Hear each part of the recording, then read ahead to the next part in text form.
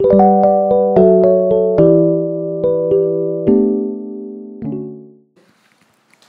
오늘 고린도전서 강의 6번째 시간입니다. 오늘 이 설교 본문 17절부터 34절까지 본문인데, 이 본문을 통해서 우리가 교회의 본질이 무엇인지, 또 신앙생활의 본질이 무엇인지를 붙들어야 되겠습니다. 왜 그러냐면, 우리가 이 세상을 살아가면서도 우리의 눈이 굉장히 많은 것을 볼 수 있고, 또 정말 어떤 면에서 봤을 때 참 이 눈을 가지고 정말 우리 인간이 많은 것들을 발전시켜 왔지 않습니까? 그럼에도 불구하고 우리는 상당히 많은 높은 확률로 왜곡돼서 이런 물질들을 봅니다. 우리 눈이 완벽한 것 같은데 완벽하지가 않아요. 뭐 대표적인 사례들이 많이 있지 않습니까? 우리가 뭐 착시 효과 이래가지고 어떤 그림 딱 이렇게 나와가지고 여기서 뭐가 보이십니까? 그런데 딱 봤을 때는 강아지 얼굴이 보이는데, 또 한번 저 속에 여자 얼굴을 찾아보십시오. 이러면 또 여자 얼굴이 보여요. 그럼 한번 딱 그렇게 여자 얼굴만 보이잖아요. 그럼 그 다음부터 강아지 얼굴이 안 보여요. 그런 그림들 많이 있지 않습니까? 그리고 우리가 정말 우리 인간의 눈이 완벽한 것 같아도 굉장히 불완전한 부분들이 많죠. 그리고 우리 눈뿐만 아니라 우리 사고 방식도 마찬가지입니다. 사고 방식도 우리가 한번 어떤 선입견에 딱 빠져버리면 진짜 진실을 모르고 자꾸 그런 면들만 받아들이죠. 그런 경우가 역사에서 상당히 많습니다. 진리를 잘 모르고. 그래서 우리가 영적인 것도 마찬가지입니다. 아담의 죄가 우리에게 전가된 이후로부터 우리 이 인간의 마음은 심히 죄로 인해서 부패하게 되었습니다. 그래서 하나님이 창조하신 것을 올바르게 볼 수가 없어요. 그렇기 때문에 우리 계속 고린도전서에서 앞전에도 나왔지만 하나님이 창조하신 성, 또 하나님이 창조하신 이 부부의 그 가정의 제도, 이런 부분들을 올바르게 보지 못하고 고지고대로 보지 못하고 왜곡해서 봅니다. 그래서 하나님이 창조하신 질서는 요건데 우리 인간이 자기 멋대로 해석해서 저거다, 이렇게 해석해서 많은 사람들이 결국에는 죄의 작은 사망이기 때문에 비참함에 이르는 것을 우리는 보게 됩니다. 교회에 왔는데 그리스도께 붙들리지 않으면 우리는 죄는 해결이 됐지 않습니까? 법정적으로, 우리 이따 오후 예배 때도 말씀드리겠지만 법정적인 그 이야기입니다. 칭의는 우리가 완벽하게 됐다는 게 아니라, 그러면 이 땅에서 우리가 뭐가 남아 있는 거죠? 죄의 성이 남아 있는 거죠. 우리 죄로 인한 오염이라고 하죠. 이게 우리가 영화 단계에 들어가기 전까지는 성화에서 계속 우리가 거룩하게 되어지는 그 시간을 거쳐가고 있기 때문에 우리도 모르게 왜곡된 그런 관점을 갖고 있는 거예요. 그렇기 때문에 우리가 어떻게 되냐면은 회개가 필요하고 올바른 진리를 계속 먹어야 됩니다. 공부를 해야 되는 거예요. 그리고 기도해야 되면 뭐예요? 왜? 우리의 이 영적인 거를 바르게 깨우칠 수 있도록. 근데 지금 고린도 교회 안에 많은 성도들이 실제로 교회를 오해했고 신앙생활을 오해했습니다. 그래서 지금 난장판이 난 걸 볼 수가 있는데, 우리가 그러면 교회가 뭐고 신앙생활이 뭐냐라고 했을 때 우리 교회는 사람이 세운 게 아닙니다. 사람이 머리가 된 게 아니고. 근데 대부분 지금 그렇게 착각을 하죠. 교회는 그리스도께서 세우신 공동체입니다. 사람이 설립자가 아니에요. 착각하면 안 됩니다. 라이프 교회라는 어떤 지역 교회의 어떤 모습을 봤을 때는 그래, 이신남 목사가 개척을 했다, 개척교회다, 이럴 수 있지만 라이프 교회의 진짜 본질은 뭐냐면 머리가 누구신 거예요? 그리스도신 겁니다. 그리스도께서 피로 사신, 또 피로 모이게 하신 공동체예요. 택자들을, 하나님의 선택자들을 그리스도의 피로 값주고 사신 겁니다. 그렇기 때문에 한 사람 한 사람이 다 누구의 것입니까? 그리스도의 것이기 때문에 정말 서로 사랑해야 되고, 내 몸과 같이 저 형제의 삶, 인격, 모든 것을 사랑하고 존중합니다. 왜요? 머리가 그리스도시기 때문에 그래요. 그래서 우리의 삶이 더 이상 이 죄로 오염돼 가지고 헛된 것을 쫓는 인생에서 그리스도와 연합이 돼 가지고 그리스도 안에 있는 놀라운 거룩한 것들을 추구하는 인생으로 변화가 됐습니다. 완전 마음의 성향이 바뀌었죠. 마음의 방향이 바뀌었습니다. 그게 이제 성도고 교회거든요. 그렇기 때문에 진정한 신앙인은 내가 죄인이라는 사실을 알기 때문에 늘 추구하는 게 뭐냐면 성령과 말씀으로 말미암아 그리스도와 연합하는 겁니다. 왜? 그리스도와 연합할 때만이 죄를 이길 수 있거든요. 예수님이 십자가에서 죽으실 때 구체적으로 무슨 일이 일어났습니까? 우리의 죄를 예수님이 짊어지셨죠. 고린도후서 5장 21절에 우리 죄를 짊어지셨습니다. 죽으셨어요. 그 사건이, 매일의 내 사건이 실제로 눈에 보이지 않지만 영적으로 일어나는 거예요. 우리 영혼이기 때문에, 우리 존재는 영혼과 육신 같이 되어 있는 전인격이잖아요. 우리의 영혼이 그리스도와 함께 십자가에 못 박힐 때 눈에 보이지 않지만 더럽고 죄악을 추구하고 미워하고 살인하고 이런 모든 것들이 끝나버리는 거예요. 나도 모르게 그 그리스도의 능력으로 변화가 되는 거죠. 부활하심으로 우리를 의롭다 칭하셨다 그랬잖아요. 그래서 성화의 길로 이끄신단 말이에요. 그러니까 우리의 삶이 그리스도와 연합하게 되어지면 당연히 하나님의 영광을 위하여서 살아가는 삶으로 자꾸 변화가 되어져요. 나도 모르는 사이에 변화되어집니다. 그게 종교와의 차이죠. 성령이 우리를 변화시키십니다. 그러니까 하나님을 사랑하면서 살아가게 되고 필연적으로 다른 사람의 유익을 위해서 살아가게 됩니다. 우리 하이델베르크 교리문답 55문 보면 성도의 교제에 대해서 이렇게 나와 있습니다. 이제 첫 번째부터 중요하죠. 신자는 모두 또한 각각 그리스도의 지체로서 그리스도와 한 몸이에요. 주 그리스도와 교제하며 그의 모든 부요와 은사에 참여합니다. 연합이죠. 그렇기 때문에 우리 신자는 어려운 길을 걷고 있다 할지라도 그리스도의 부요와 은사에 참여하기 때문에 괜찮은 거예요. 가난한 자 같으나 부요한 자 같다. 무명한 자 같으나 유명한 자다. 왜? 그리스도와 함께 있기 때문에요. 낙심하지 않죠. 그렇기 때문에 각 신자는 하나님이 우리에게 주신 선물이 있습니다. 은사. 이 은사를 다른 지체의 유익과 복을 위해서 기꺼이 그리고 즐거이 사용할 무엇이 있다고요? 의무가 있다. 이게 하이델베르크 교리문답에서 우리에게 알려주는 성도의 교제입니다. 하나님 우리에게 주신 각자의 달란트, 은사가 있거든요. 하나님이 어떤 사람에게는 이 경제를 많이 주시는 분들이 있어요. 저도 이번 주에 어떤 한 분과 교제하면서 이렇게 보니까 야 정말 우리가 그동안 그렇게 말한 어떤 이 산업인의 모델 이런 이 장로님 이야기를 들었는데 의사신 거예요.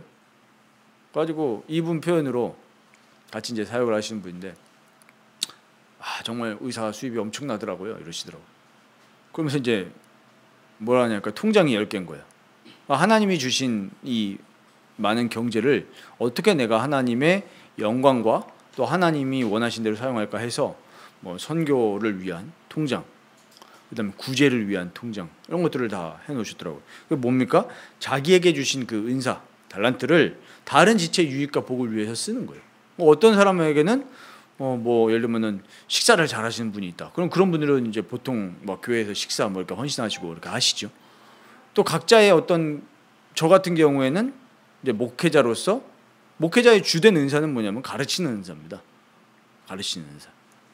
이 은사를 다른 사람을 위해서 사용하는 거예요. 그래서 교회는 계급이 있는 게 아니라 뭐가 있다고요? 질서가 있고 각자의 하나님이 하시는 역할이 있는 거예요. 그래서 진짜 신자는 그거에 대해서 평가하지 않습니다. 왜? 각자 그 사람에게 하나님이 맡기신 역할이기 때문에 그래요. 이 장로님은 저 모습대로 교회를 다른 지체 유익을 위해서 섬기고 저 지체는 이렇게 섬기는 거예요. 그런데 대부분 사람들이 이걸 오해해가지고 왜 너는 왜 이거 안 하냐 이런 식인 거예요. 그래서 많이 교회에서 분란이 일어나는 모습들을 우리가 심심치 않게 봅니다. 그래서 지금 이 고린도 교회에 지금 일어난 문제가 뭐냐니까 이런 교회와 신앙생활의 본질, 하나님을 위해서 살아가고 다른 사람의 유익을 위해서, 다른 지체를 세우기 위해서 살아가는 그런 신앙생활과 교회를 본 게 아니라 죄와 무지, 몰라서 그래요. 죄와 무지로 인해서 왜곡된 신앙생활을 한 겁니다. 고린도 교회가요. 오늘 우리 본문을 한번 성경책 펴셔가지고 보시면서 오늘 고린도 교회에 어떤 심각한 문제가 일어났는지 한번 보시기 바랍니다. 17절에 바울이 이렇게 서두에 얘기를 합니다. 뭐라고 얘기합니까? 이는 너희의 모임이 유익이 못되고 도리어 해롭다. 야, 내가 너네를 진짜 칭찬할 수가 없다 지금. 이렇게까지 얘기를 해요. 너네 모임이 지금 별로 유익이 안 된다. 엉망이다. 이렇게 얘기를 해요. 왜 그랬습니까? 18절 보십시오. 먼저 너희가 교회에 모일 때 너희 중에 분쟁이 있었다. 근데 왜 분쟁이 있었다고요? 19절에 보면 파당이 있었습니다. 파당. 그러니까 서로 누구 라인이니 누구 판이 지금 이러고 있었습니다. 근데 또 굉장히 재미있는 이야기가 있습니다. 19절에 보십시오. 너희 중에 파당이 있어야 너희 중에 옳다 인정함을 받은 자들이 나타나게 되리라. 이게 무슨 말입니까? 교회에 문제가 일어났을 때, 어려움이 일어났을 때 오히려 뭐라고요? 그게 있었기 때문에 오히려 옳다 인정함을 받는 사람들이 구별이 된다는 얘기예요. 이해되시죠? 교회 문제가 일어났을 때 오히려 그 어려움과 문제 속에 이상하게 빠진 사람이 있는가 하면 이것은 진리에 거스른다. 하나님의 말씀과 안 맞는다라고 생각하고 또 판단하고 행동하는 사람들이 있는 거예요. 그런 사람들은 옳다 인정함을 받는다. 지금 고린도 교회에서도 그런 성도들이 있었던 것 같아요. 자, 20절 보십시오. 너희가 함께 모여서 주의 만찬을 먹을 수 없으니 21절에 이는 먹을 때 각각 자기의 만찬을 먼저 갖다 먹음으로 어떤 사람은 시장하고 어떤 사람은 취함이라. 자, 이게 무슨 얘기겠냐면 당시에 모일 때마다 다 성찬을 했습니다. 그리고 성찬 앞에 뭐가 있었냐면 성도 간에 애찬이 있었죠. 애찬. 같이 먹고 마시면서 교제하는 겁니다. 신앙의 교제를 나눴는데 그 애찬을 할 때 돈이 많은 사람도 있었고 돈이 없는 가난한 노예들이나 종들도 있었습니다. 그런 사람들이 교회에 같이 모였단 말이에요. 이방인도 로마인, 헬라인 이런 이방인들도 있었고 유대인들도 있었습니다.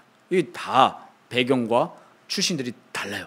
이런 상황 속에서 어떤 사람들은 모여가지고 자기의 만찬을 먼저 갖다 먹었다. 가지고 나중에 온 노예들을 생각해 보십시오. 노예나 종들은 먹을 게 없는 거예요. 늦게 올 수밖에 없잖아요. 한번 입장 바꿔서 한번 생각해 보십시오. 우리가 예를 들면은 빨리 퇴근할 수 있는 분들이 있어요. 그런데 어떤 분들은 이렇게 막 공장이나 이렇게 막 야근해가지고 특근해가지고 이제 지금 교회 모이면 늦게 왔단 말이에요. 근데 앞에 있는 사람들이 다 먹어버렸어요. 그리고 심지어 어떤 경우도 있었어요. 어떤 사람은 취함이라. 지금 애찬이 이렇게 돼버린 거예요. 뒤에 온 사람이 먹을 게 없는 거예요. 바울이 그걸 굉장히 지금 힐난을 하는 거죠. 지금 말이 안 되는 상황입니다. 그러니까 뭐가 없었던 거예요? 서로를 향한 사랑과 배려가 없고 자기만 알고 자기만 배불리고 어떤 사람은 시장에서 배고프다. 지금 말도 안 되는 상황이 있는 거예요. 먹을 걸 남겨놔야 되는데. 이런 여러 가지 신앙생활을 왜곡한 모습들이 지금 나옵니다. 이런 상황 속에서 뒤에 성찬을 할 거 아닙니까?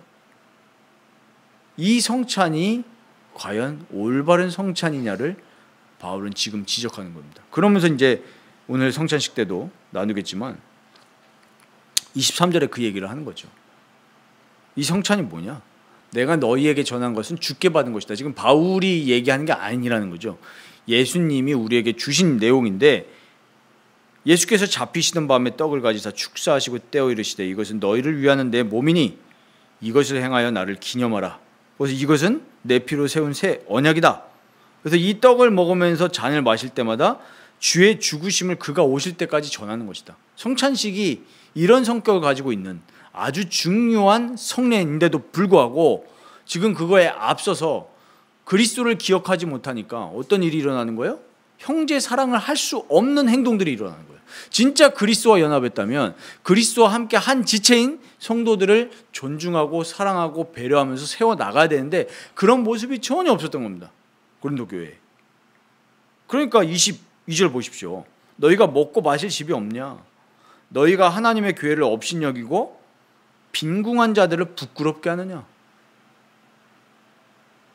바울은 이렇게 강력하게 얘기합니다. 지금 너네가 하는 짓이 하나님의 교회를 업신여긴 행동이다. 전혀 형제들을 존중하고 사랑하는 태도가 없는 거예요. 그대로 지금 시대의 교회에 끌고 와 보십시오. 제가 이렇게 나름대로 큰 교회들의 그런 부교육자로도 있었고 또 다른 교회들에 대한 이야기를 듣잖아요. 그러면 실제로 교회에서 마음 아픈 일들이 많이 일어나죠. 자기에게 하나님 주신 은사를 교회 내에 어렵고 힘든 사람을 위해서 사용하지 않아요. 시간과 재물과 재능을 왜 하나님 주신 거예요? 나를 위해서 주신 게 아니에요. 근본적으로 하나님의 영광을 위해서 사용하라고 주신 거고 나보다 못한 그런 사람들도 도우라는 얘기입니다. 그런데 지금 기독교의 모습이 어떻게 됐습니까?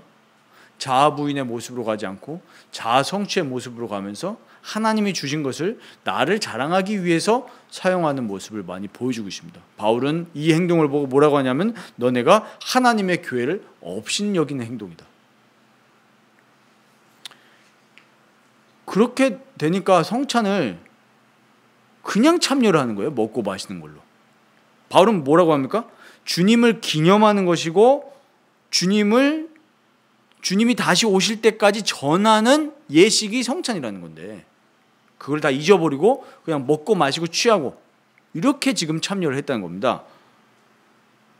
그러니까 바울이 얘기하죠. 27절 보십시오. 그러므로 누구든지 주의 떡이나 잔을 합당하지 않게 먹고 마신 자는 주의 몸과 피에 대하여 죄를 짓는 것이다.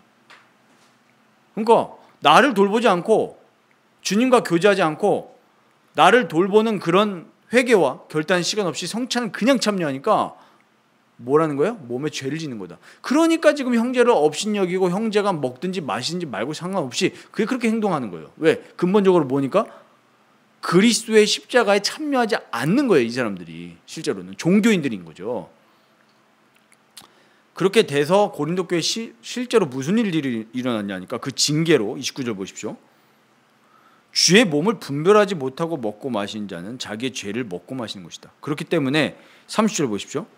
너희 중에 약한 자, 병든 자, 잠자는 자도 적지 않다. 잠자는 자는 여기서 뭘 말하는 거냐면 죽은 사람입니다. 실제로 주님의 성찬에 잘못 참여해서 병들거나 죽은 자도 고린도 교회 안에 발생했다는 겁니다. 이렇게 중요한 게 성찬이거든요. 이렇게 중요한 게 예배 생활이고 신앙 생활입니다.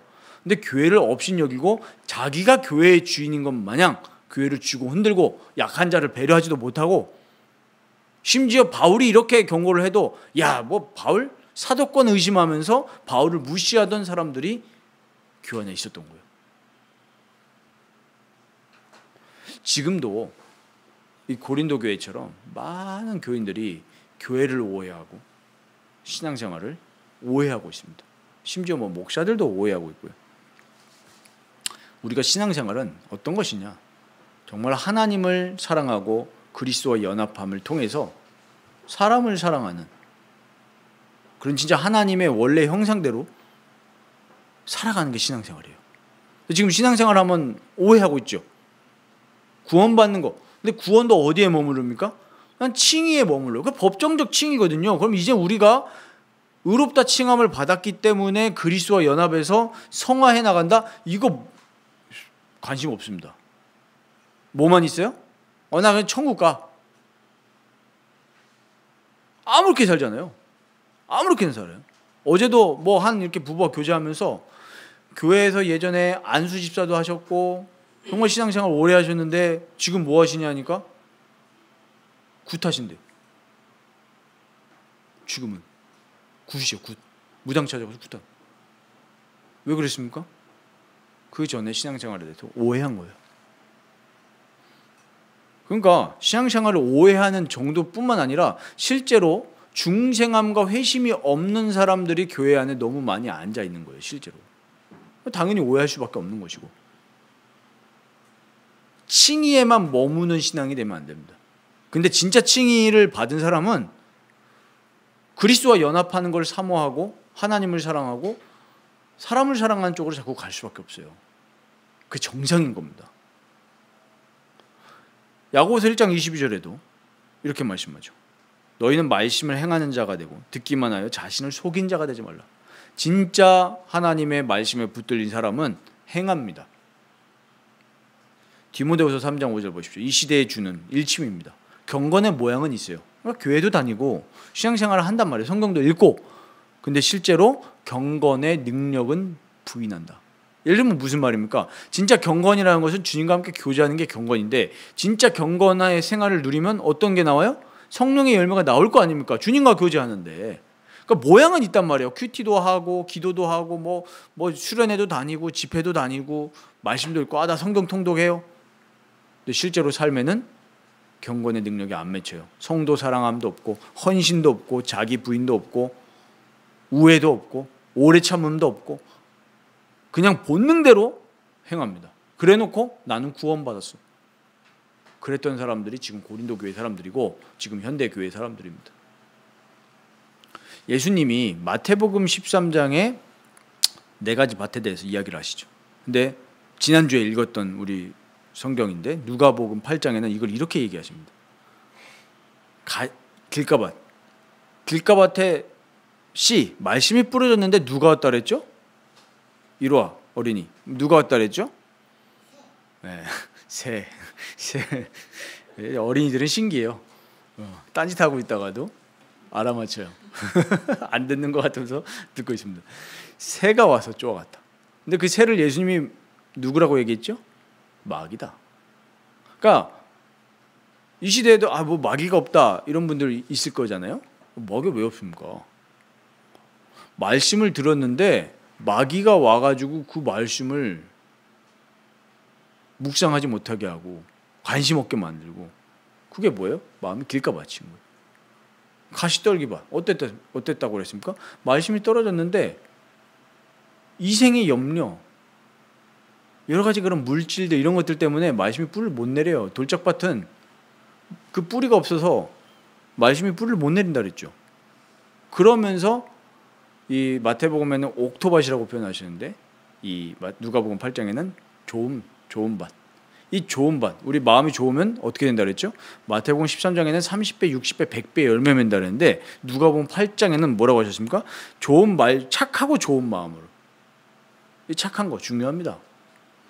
착하고 좋은 마음으로 말씀을 듣고 어떻게 한다고요? 지킨다. 지켜서 인내로 결실하는 자니라. 진짜 신앙을 이해한 사람들은 하나님의 말씀을 듣고 내가 이것을 어떻게 행할까를 고민하고 기도합니다. 근데 말씀을 받고 마음엔 좋아요. 경건의 모양만 있는 거죠. 그럼 이번 주에 예를 들면 이 말씀이면 내가 어떻게 형제를 사랑할까? 어떻게 내가 형제를 사랑하기 위해서 생각을 하고 말을 하고 행동을 할까? 이 고민을 하고 지킨단 말이에요. 그럼 예를 들면 말씀에서 하지 마라 이런 본문들 있잖아요. 음행하지 마라 이랬으면 좋은 밭은 어떻게 한다는 얘기예요? 내 삶 속에 음행하는 것이 무엇이 있을까? 음행한다는 게 마음으로 생각하는 것도 음행이고 보는 것도 음행인데 그런 거를 안 하죠. 그게 지키어서 실제로 내 삶에 그런 절제의 열매가 맺히는 게 좋은 밭인 거예요. 근데 말씀이 떨어졌는데 그래. 근데 끝나자마자 무슨 생각나요? 내일 회사에서 이게 뭐예요? 이생의 염려. 내일 카드값 나가는데? 이생의 염려인 거예요. 싹 다. 그래서 예수님은 뭐라고 하십니까? 야, 너희가 먹는 거 마시는 거 구하는 것이 아니라 하나님의 나라를 먼저 구해라. 이게 하나님의 나라를 두고 생각하고 기도한 사람이 이런 사람들이죠. 너희 말씀대로 어떻게 살까? 그러면 어떻게 하신다고요? 이 모든 것을 다 너희에게 더하여 주시리라. 그게 주님의 약속이에요. 언약입니다. 그래서 우리가 이렇게 신앙생활을 오해하고 있습니다. 그러니까 교회 와가지고 이 말씀을 두고 진짜 치열하게 고민하고 배우고 이 말씀대로 살고 싶어서 같이 기도 부탁하고 교제하고 이런 어떤 회개와 사랑과 돌봄이 있어야 되는데 그런 게 아니라 예배드리고 갔다. 목사들도 마찬가지고요. 성도들도 마찬가지인 거예요. 이거 지금 누구의 문제가 아닙니다. 신앙생활을 오해하고 있어요. 진짜 신앙생활은 그리스도와 함께 죽고 그리스도와 함께 사는 겁니다. 그리스도와 함께 산다는 얘기는 이제 내가 없어요. 하나님만 계시고 다른 사람만 있을 뿐이에요. 그래서 내 초점이 내 자아 성취가 아니라 다른 사람을 향해서. 목회자도 마찬가지죠. 만약에 자아 성취를 위해서 목회한다면 나밖에 없는 거예요. 내가 어떻게 잘 될까? 근데 진짜 계속 이런 자아 부인의 과정을 가지는 목사님들, 장로님들은 어떻게 하는 거죠? 교회에서 군림하는 것이 아니라 내가 어떤 성도를 더 도울 수 있을까? 저 연약한 성도를 위해서 내가 어떻게 기도할까? 저 연약한 성도를 위해서 어떻게 내가 신방하고 말씀을 전달하고, 그게 목사와 장로의 역할 아닙니까? 그렇잖아요. 이런 신앙생활이 되면서 서로 배려하고 돕고 사랑하고 세워가는 그런 교회가 이루어지는 거죠. 그런 교회가 우리 라이프 교회가 될 수 있도록 기도하시기 바랍니다.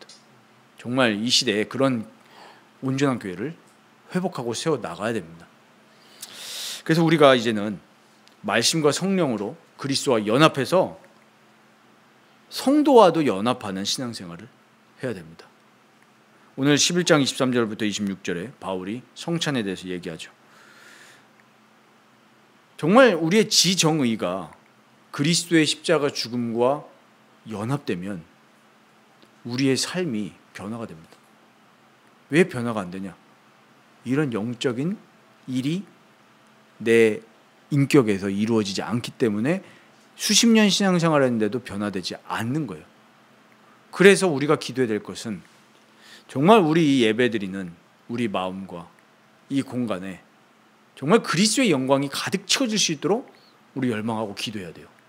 요 장소에 오는 사람들이 그냥 단순히 마음의 힐링, 오늘 좋았어요, 경건의 모양만 있는 게 아니라 실제로 그리스도와 연합해서 삶 속에 경건의 능력이 맺힐 수 있도록 사랑 없던 사람이 사랑하는 사람으로 변화되어지고, 나만 알던 사람이 다른 사람을 신경 쓸 수 있는 그리스도인의 사랑을 가진 사람으로 마음을 바뀌고, 헌신 안 하던 사람이 다른 사람을 위해서 헌신할 수 있고, 맨날 말로 툭툭 써대던 사람이 사랑의 말을 할 수 있고, 그렇게 변화가 되는 그 그리스도와 연합이 일어나야 되는 거예요. 그리스도의 연합 없이 변화만 얘기하면 그걸 보고 도덕주의, 율법주의라고 합니다.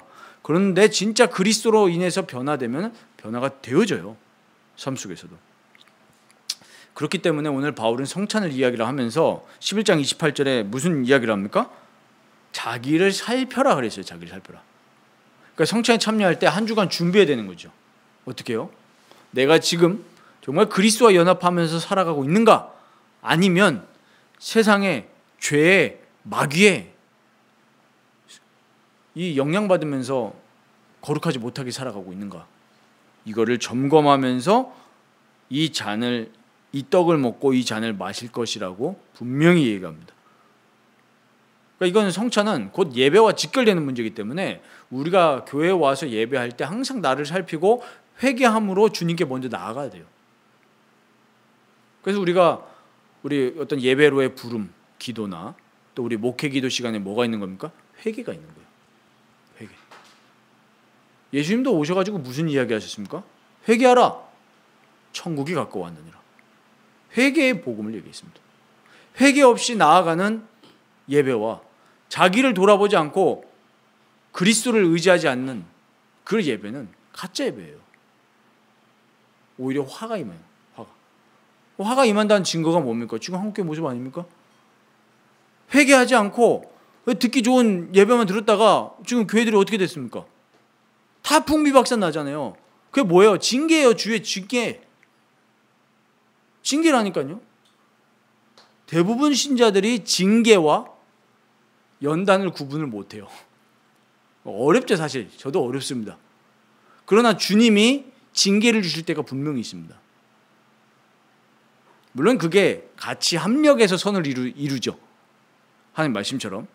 그런데 대부분 성도들이 징계를 생각하지 못하고 무슨 생각만 합니까? 남탓만 얘기해요. 남탓. 아, 저 장로 때문에 우리 교회가 이렇게 됐다. 근데 우리도 생각해 봐야 되는 거죠. 어떻게 해요? 우리가 예배를 너무 함부로 생각하지 않았나? 제가 3년 전에 생각한 게 그겁니다. 하나님이 지금 내 이 예배를 받으실까? 그래서 뭐 우리가 공통되게 하는 얘기지만 욕하잖아요. 특정인에 대해서. 야, 저게 목사. 근데 저는 또 하나 하나님이 치신 게 있습니다. 야, 그럼 너는, 야, 너도 회개 모르고 그리스도와 연합보다는 세상이 더 좋고, 너도 그러지 않았냐? 그랬을 때 여러 가지 힘든 일이 생기죠. 그때 우리는 뭐라고 생각이 됩니까? 연단도 있지만 주의 징계도 있는 거예요. 지금 한국교회 보십시오. 많은 막 건물들이 막 이단에 팔리고, 많은 성도들은 방황하고, 누구 탓만 할 게 아니라 우리도 생각을 해야 되는 거예요. 주의 징계다. 그럼 어떻게 해야 되는 거예요? 여기서 또 회개 없이 새 출발하잖아요. 또 뭐 합니까? 또 그 문제 옵니다. 또 왜? 회개 없잖아요. 내가 지금 하나님 사랑하지 않고 형제를 사랑하지 않고 교회도 모르고 신앙생활도 오해했는데 징계가 따르는 거죠. 하나님이 택자면. 택자가 아니면 징계도 안 줍니다. 사랑하지 않으시기 때문에. 그래서 우리 자기 점검을 하면서 회개를 하면서 신앙생활을 해야 될 줄 믿습니다. 예배 참여할 때도. 이게 진짜 되잖아요. 그러면 진짜 사람이 변합니다. 저는 저를 보면서 요즘에 아내하고도 그 얘기 하거든요. 야, 진짜 내가 다른 사람을 생각하고 또 물질에 대해서도 어떻게 쓸지를 또 한번 생각하고, 이거는 그리스도께서 바꾸시는 거다. 그러니까 회개가 은혜입니다. 회개하면 그리스도께서 새 은혜를 주셔요. 나를 바꾸셔요. 음란하던 사람이 거룩하게 바뀌는 게 그리스도의 능력인 줄 믿습니다. 돈을 사랑하던 사람이 돈을 다른 사람을 위해서 쓸 수 있는 게 그게 복음의 능력이에요. 나를 위해서 바벨탑을 쌓던 사람이 다른 사람에게 나누어주고, 그게 복음의 능력인 줄 믿습니다. 그렇게 사랑이 넘치면 이렇게 그런 교회들이 한두 개씩 늘어난다고 보십시오. 그러면 사회가 어떻게 되겠습니까? 바뀌는 거예요. 그게 하나님 나라지 정치와 뭐 복지 제도로 사람을 바꾸는 게 아니라니까요. 우리 그런 생각 가지시면 안 됩니다. 교회가 바뀌면, 정말 성도들이 성화되면 사회는 바뀌는 거예요. 이런 분들이 각자의 직장 현장으로 나가고 학교로 갔을 때 어떤 변화가 일어나요? 말 그대로 소금과 빛이에요. 산 위에 있는 집을 숨길 수 없다 그랬죠. 못 숨겨요. 이 사람이 정말 사랑이 넘치고 다른 하나님 사랑하고 다른 사람 사랑하는데 표가 안 날 수가 없죠. 그래서 제가 저희 딸한테도 그런 얘기 하거든요. 학교에서 왜 그런 거 있잖아요. 친구들이 다 멀리하는 친구. 그런 친구들 꼭 학교에 꼭 있죠. 이상한 애들. 또 혹은 처지는 애들. 이런 아이들을 관심을 가져라. 근데 대부분 엄마들은 뭐라 합니까? 야, 좀 멀리해라. 그게 기독교 정신이 아니에요. 저는 어거신 고백록 있죠. 어거신 고백록. 어거신이 아기 때 얘기, 그것도 회개라거든요. 저는 그거 옛날에 너무 과한 거 아닌가? 막 엄마 품에서 엄마에게 지었던 죄. 근데 저거 이해되더라고요. 최근에 읽으면서. 저도 갑자기 예전에 그 과거가 막 생각이 나요. 내 초등학생 때. 진짜 사랑이 없었구나. 뭐 인간이 다 죄인이지만 학교에 다닐 때 막 그런 장애가 있던 친구들 있잖아요. 근데 지금 시대였으면 난리 난데 90년대 학교 분위기 아시잖아요. 그 놀려도 별로 문제가 되지 않는 그 사회 분위기. 어려운 친구들 놀리니까 같이 놀리고. 갑자기 막 마음속에 탁 치더라고요. 그래서 이렇게 가르쳐야 되겠다. 어려움이 있고 남들 다 기피하는 그런 친구들, 야, 너가 챙기고 너가 도와줘라. 우리가 그런 실제로 사랑의 실천을 안 해요. 교회 안에서조차 우리 생각해보죠. 제가 저번에 성경 모임할 때 장로님하고 막 얘기했는데, 우리가 생각하는 사람도 있잖아요. 야, 그래, 뭐 인텔리고, 뭐 우리가 흔히 말해서 교회에다가 또 헌금도 많이 하고, 그런 분들이 왔으면 좋겠다라고 이렇게 생각을 하잖아요. 솔직히 저만 그렇습니까? 네, 솔직하셔야 되는데. 근데 마가복음을 읽다가 예수님이 치유하시는 장면 나오잖아요. 병든 자, 귀신 들린 자. 근데 우리는 그냥 텍스트로만 읽고 끝난단 말이에요. 그래서 제가 만약에 귀신 들린 사람은 우리 교회 왔어요. 그럼 솔직히 다들 사랑하는 척은 하지만 마음에 뭐가 있어요? 국률함과 애통함과 뿐만 그게 아니라 좀 멋있는 사람은 교회 오면 좋겠다. 제가 그 말씀을 읽다가 회개하게 되더라고. 난 지금 뭘 바라고 있나? 좀 나를 인정해 주는 사람? 목사님 설교 좋아요?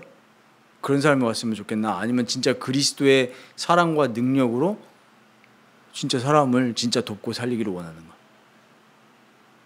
야, 진짜 그게 이제 말씀을 읽을 때 성령이 우리에게 역사하신 순간이죠. 실제로는 우리가 진짜 신앙을 오해하고 있는 거예요. 우리 교회 왔을 때 귀신 들린 사람도 귀신이 떠나가고, 귀신이 없습니까? 세상 사랑하게 만드는 게 그 귀신 역사 아닙니까? 물론 죄지만 우리가 선택을 하는 거지만,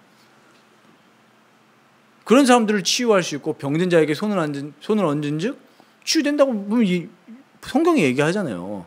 물론 또 막 병원도 못 가게 하는 신비주의 하라는 얘기가 아니라 기도해주고 우리가 서로 그런 생각은 안 하고 우리가 보통 무슨 생각하냐면 다른 생각한단 말이에요.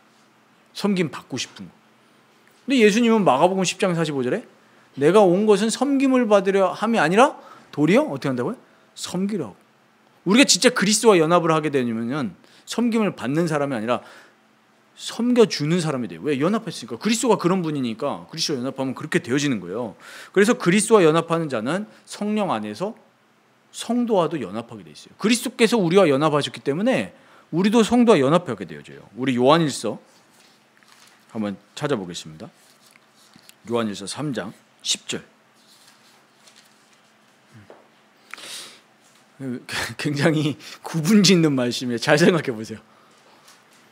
이러므로 하나님의 자녀들과 마귀의 자녀들이 드러나나니 무릇 의를 행하지 아니하는 자나 또는 그 형제를 사랑하지 아니하는 자는 하나님께 속하지 아니하리라.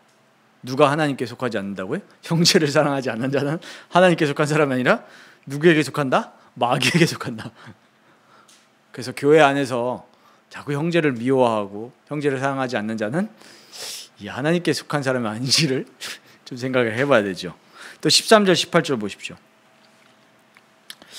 그 15절에 형제를 미워하는 자마다 살인하는 자니 살인하는 자마다 영생이 그 속에 거하지 아니하는 것을 너희가 아는 바라. 그러니까 예수 그리스도께서 우리를 위해서 목숨을 버리셨기 때문에 아까 연합 말씀드렸죠. 그리스도께서 형제를 위해서 죽으셨기 때문에 우리도 형제들을 위해서 목숨을 버릴 수 있다. 예전에 우리 전라남도에 보면은 그런 레전드 목사님들이 있잖아요. 막 문둥병 환자가 있는데 입으로 막 고름을 빨아주고. 그래서 그때 벌써 2012년이에요. 그때 여수에서 엑스포 할 때인데 그때 이제